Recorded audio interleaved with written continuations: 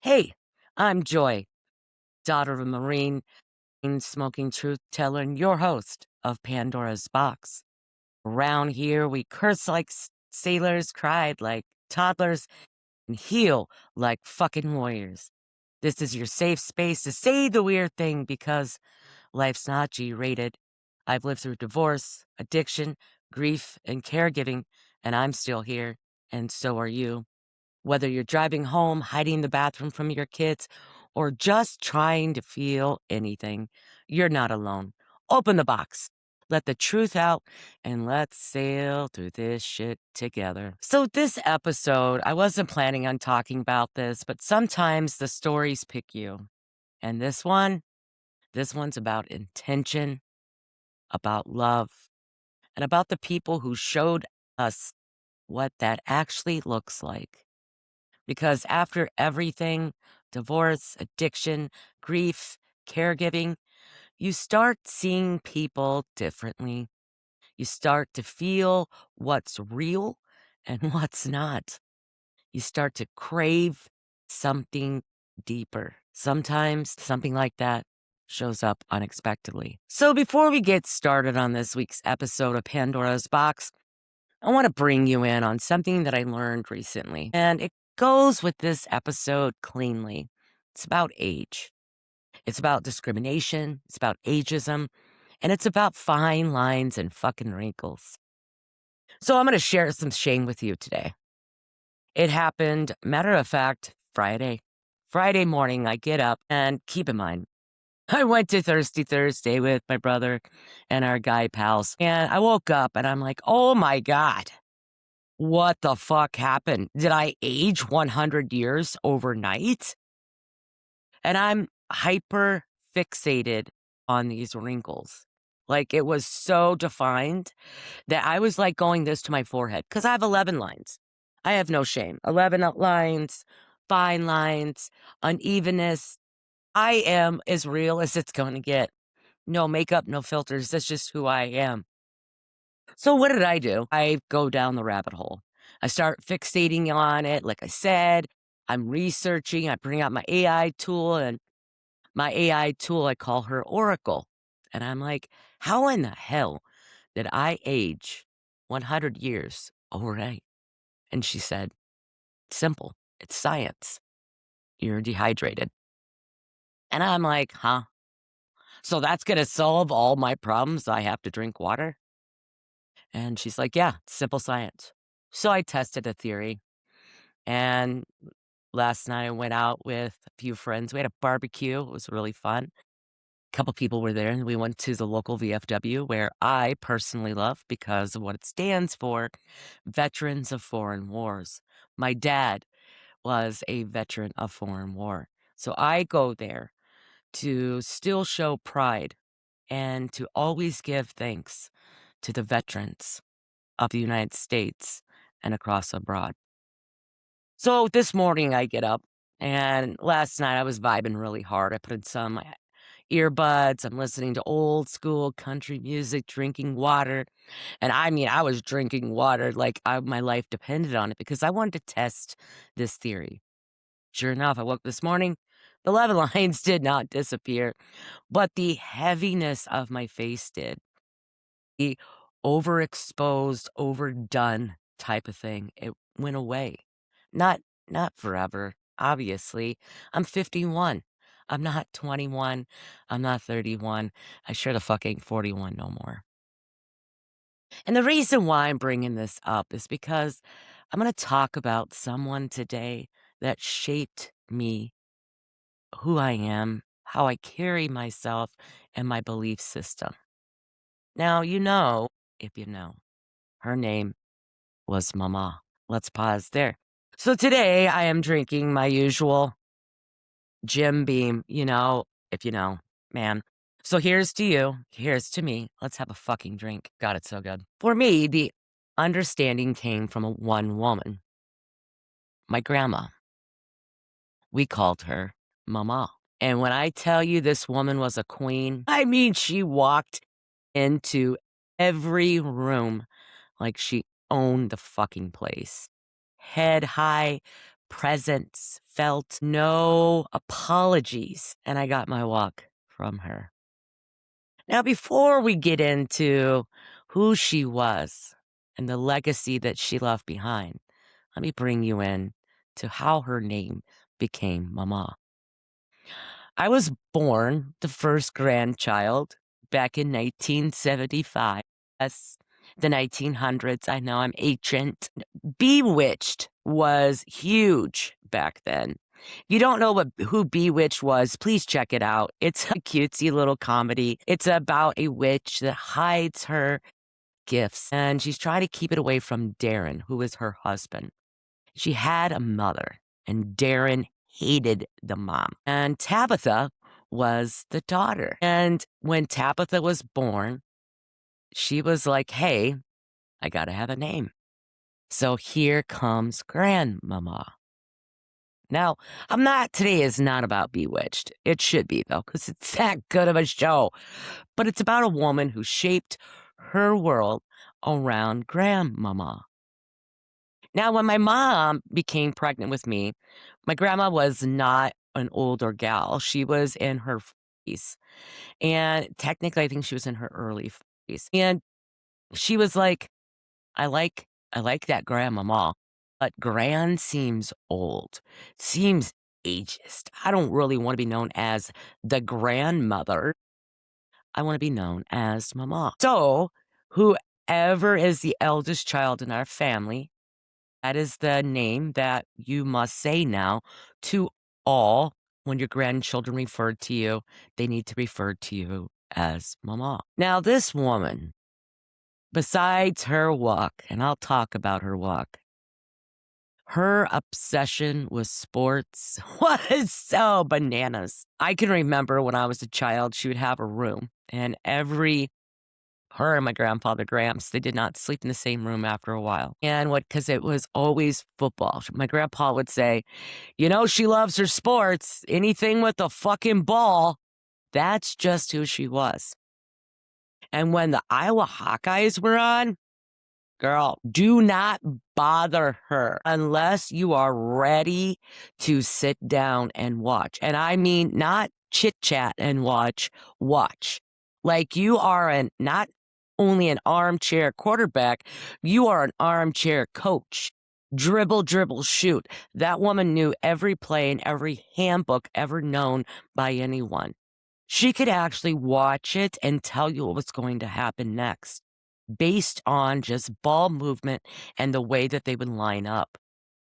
It was bananas. The same thing with the Kansas City Chiefs. Oh my gosh. She has had a love affair with the Chiefs ever since she worked in Kansas City at the Yellow Cab. And she just didn't watch. She was a coach. The coach from the couch. Technically, it was mostly in her chair, but we'll go with it. The woman knew so much about sports, life, love. She was a remarkable woman. Now, we're winding back. I was in the 10th grade and I wanted to be a cheerleader. And we moved to a small community in Missouri called Mercer. And they had a cheer squad. And it finally came back of not having it for several years. And I wanted to be a cheerleader. And to be a part of this, you actually had to have or create your own cheer. And I was nervous because I'm like, shit, I've never done this. What am I going to do? So I go home. I'll never forget this. My mama and my mom were sitting in the living room in this house that we lived in Mercer. It was a green barn house. And I'm going to tell that story real quick. When we relocated from Waverly, we moved to Mercer. And one thing I told my mom and dad, please do not, whatever you do not get a green home. For some reason, I hated green. And guess what? That's the color of the fucking house. So I'm walking into the living room where they're sitting. And she'd always sit like this, poised, beautiful, full of life, full of vitality. And I was like, all but in a sheer panic. And I'm rambling. And I still do to this day. And she's like, Joy. And I'm like, what, Mama? Well, I was a cheerleader. No, you were not. She looked at me like, girl. I literally stopped being an asshat within 2.5 seconds of that because my mom cut her eyes so deep. I'm pretty fucking sure I felt it in my soul. So I'm like, okay. And she's like, yeah, I'll teach you. It's simple. And I'm thinking to myself, fuck, you can remember that back when the wheel was invented? This was kind of an asshole I was as a kid. So she says, team. And she does the arm movements and she's doing the TEAM. And she's doing it and she's like sashaying as she's doing it. It took me 3 to 4 times to finally get it. And the next day was tryouts. And I was nervous. And mind you, I was always a little bit chubbier than most people. Now I'm looking back thinking to myself, girl, there was nothing wrong with you. But, that's the way that things are back in the day. And so it's my turn. Anticipation, my heart's racing, and I performed. And sure as shit, I became a cheerleader from that lesson that she remembered back when she was a young lady. Now, there are so many times where she taught me how to show up in moments that mattered like that. There are so many memories that I have of her. The warmth of her home, the warmth of her heart, her voice, the way that when she used to smoke, she would have a way, and I'm gonna show you. I got some photos on my phone that I wanna share with everyone, and I put it on my Pandora's box, Just Joy, and this is her. See how she was holding that cigarette? She was iconic. Do I suggest that people start smoking? No, but I always loved it. Always did. Still to this day, it gives me a smile. But one of my biggest memories, and it goes back by the time I could probably eat, she would always make this Hawaiian ham at every holiday. The one you peel like bologna. You know what I'm talking about. You can get it at your local Walmart. Yep, that's the one. She would put brown sugar, pineapple, and she would top it off with fucking cherries. She would slow cook it in the oven at 300, sometimes 219. I'll never forget these numbers. I actually still cook it like that to this day. And the whole house would smell like peace and comfort and warmth and love. And I can remember I'd be cooking. And I was always a child that I was always in a hurry. And I talked about this a few weeks ago. And I don't know why. But again, that's just who I am. One time, I went into the kitchen when she lived in Waverly, and I was starving, or I thought I was starving. I was young. I was like 12. And so I thought she wasn't paying attention. So I opened up the oven. I grabbed the knife. I started cutting because I'm so fucking hungry. She come in quietly, so quietly, she was a fucking ninja. And then look at the corner of my eye and I see her standing there and she says, Joyce Carolyn. What, Mama? What are you doing? And my mouth is full of ham. I have a cherry hanging out of my mouth. She says, get your ass out of this kitchen and go back in the living room. Patience is a virtue. Still haven't learned it to this day. Oh, God. Another thing that she would always cook religiously was yams. For some reason, yams, everyone makes them probably maybe a little different, but she would put brown sugar, marshmallows, yams, and let it cook and simmer all day. I swear to God, she cooked with love because I know she did. Her house was always warm and inviting. I can also remember one time when I was a kid, I would pop off every once in a while. And my mom, oh God, this one time I was really snarky, like really, really snarky. When you live in an alcoholic home and you see that, you are literally walking on eggshells all the time. And you get so much hate in your heart It just comes out like vomit. And typically, it happens to the person that you're not upset with. It's just who's ever in front of you. And that's what happened. I came downstairs from where I was sleeping, and I was just really upset because truly what I wanted was selfish. It was a pair of jeans. They were $80 back then. $80 was a lot for a pair of pants, and it is too now. And I was still angry because I was like, how in the fuck can I get an $80 pair of jeans, but my dad can go blah, blah, blah, fill in the blank. So I'm walking into where they're at. Again, they're smoking, having coffee, and figuring out life's problems. And my mama just said, "Good morning, Joy." And I flipped out. I snapped back so hard that my mom literally got up. And I mean, she went like a fucking rocket out of that chair. And she walked up to me. And now this is going to trigger some people. She slapped me dead in my face. And that's when I realized when mama talked, you listened. Even if she was mad at you, she still listened. Because if you didn't, your parents, as I stated, like a rocket, they would respond not minutes, seconds. But she was kind and loving, but very point blank. And one thing that she taught us, the legacy is there's no such thing as a stranger. Now, before we get into this cutesy story, my mouth is getting a little dry. Stories like this always make me uncomfortable because I have to relive a past because my grandmother is no longer with us. So here's to you, here's to me. Let's have a drink. Now, my grandma was born during a time during the Great Depression, and she had some stories of picking cotton and how she would have to navigate her life back then.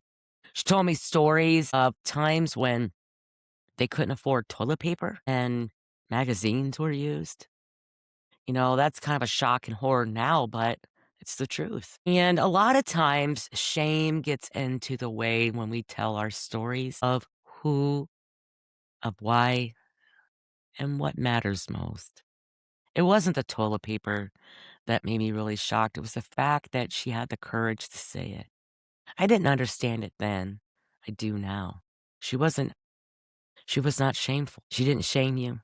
She just loved you. Now, later in life, my grandma, God, she wasn't feeling well one day. And she called my mom and she said, "Pam, I don't understand why I keep gaining weight." My mom said, "What are you doing differently?" She said, "Well, I've been eating Hershey Kisses." And my grandpa, we call him Gramps, yells across the room and says, "Carol, you're eating a whole damn bag." That was her. Innocent, funny, and most importantly, real. Now, there's so many stories of my Gramps and my mama. They would used to take us, mostly me, to go see their family in Arkansas. And later in life, when my aunt moved to Chicagoland area, we'd go see her. And those two, when they were together, oh God, they were funny. And it was to the point where they didn't care who was watching. They were just real, raw all the time. And that's where I got it from. It's okay to be real and raw. Not because you can, because you want to be. Now, oh gosh, there was this time when my grandma was talking to me. She talked to me a lot. She was one of my favorite people. This little fun factoid, I don't know if I told you, but I'm probably sure I did. I'm actually named after her. So every once in a while, she'd go back in time and she would tell me stories. And this one's a cute one. This is about my mom's sister. She is the second oldest, and my grandma was pregnant with her. Now, this was during a time when you had to look a certain way, you had to talk a certain way, and most importantly, you had to weigh a certain weight. And she told me that she was pregnant and she couldn't gain more than 2 pounds. That was what the army doctor told her. She was living off lettuce, losing her teeth due to not having enough protein. And that's when that's the world she came from. That's where a lot of us learned. But Does it really make it right or does it make it wrong? I don't know. When she told that story, her eyes were different. It was like a memory, but it was a learned memory. And she kept saying to me, she said, "Joy, if you ever have children, gaining weight during pregnancy is not shameful anymore." She said, "But back then it was. So let me show you what she looked like." Now, this is not exactly during that time, but this is what she looked like. She was always a skinny gal, always.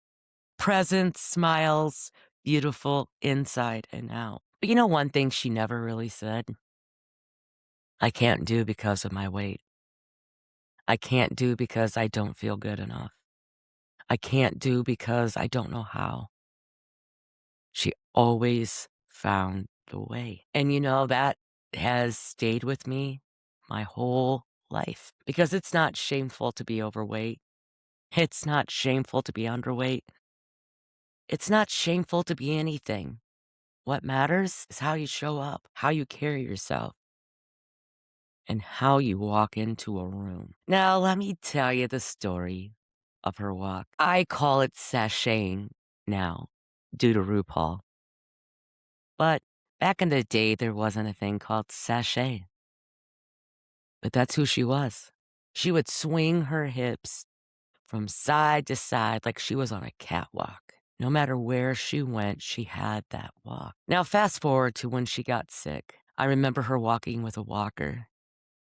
And even though she couldn't swing her hips like she could before, she still did it in her own unique way. There's not enough time in my life that she was not a part of it until as of the last few years. And every day, I think of her. I think of her walk, her smile, her laughter, her love, and most importantly, her acceptance. She was a beautiful, kind human. She made me realize that just because you're not perfect doesn't mean you can't just be. And that is such profound to think about, but it's true. Now, I know all of you probably have someone, maybe not your mama, but she is our mama. She would have loved the idea of this podcast.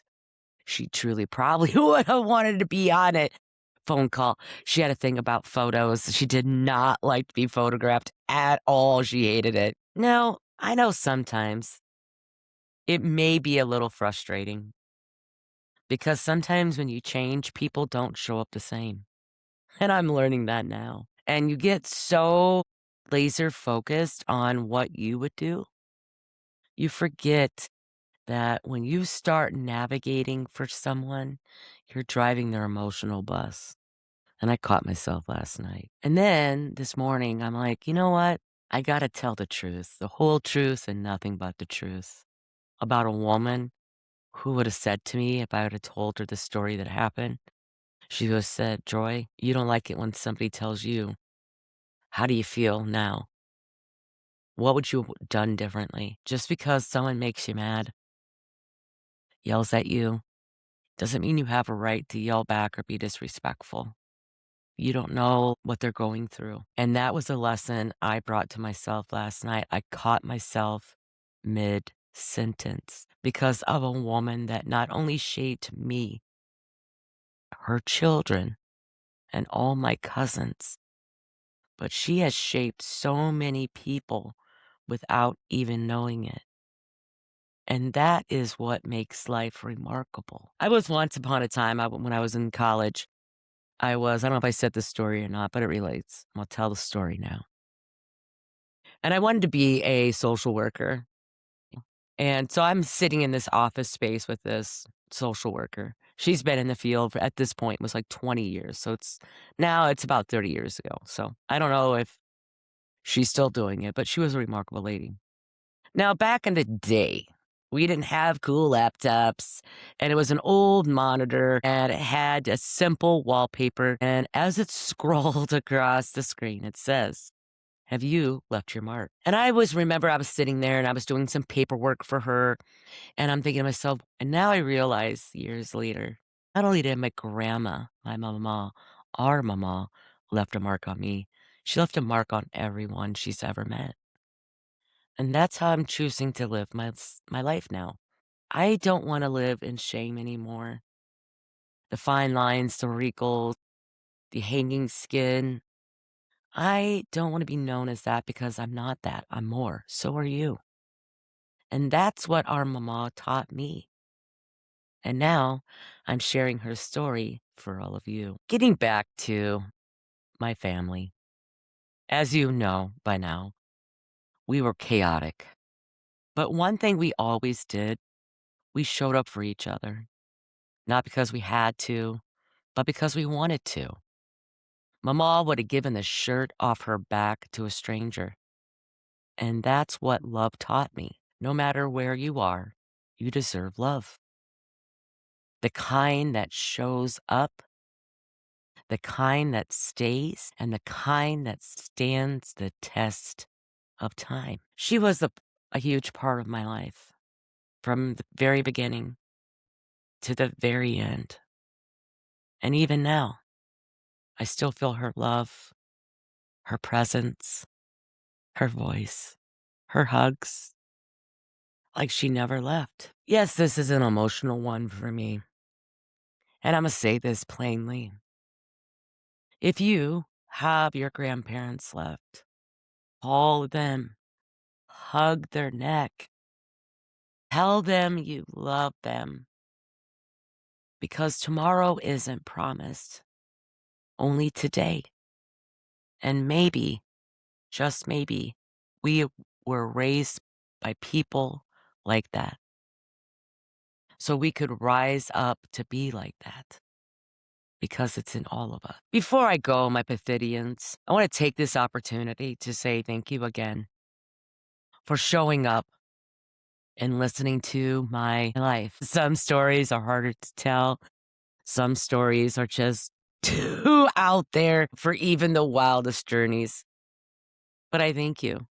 I thank you for taking the time out of your day from things that you love to listen to me, rewind the past, tell stories, and most importantly, live. I have spent majority of my life waiting on someone to show up for me, hoping that they would bring me a balloon, hoping that they would do better than yesterday.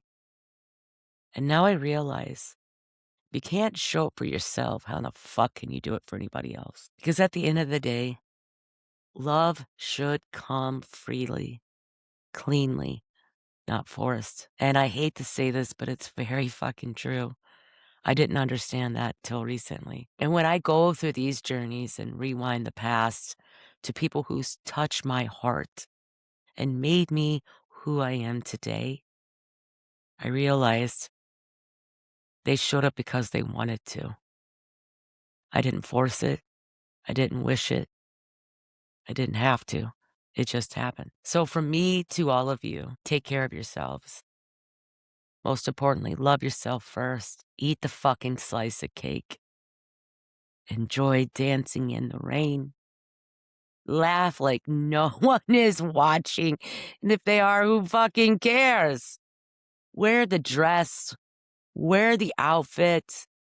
Put on your face to go to the mailbox. Fucking show up. Bet on yourself and love yourself first. That is what the message was that my grandma, our mama, gave me without even fucking saying it. Love is real. Love is kindness, caring, and love is something we should do and give it freely. You don't need to have it all figured out. Just lace up, light up, and keep moving. The journey is rough, the waves are high, but this sailor's got your back. Say the weird thing and say it fucking loud. Come back next week. This is Pandora's Box, and I'm just fucking Joy. Till next time, take care of yourself.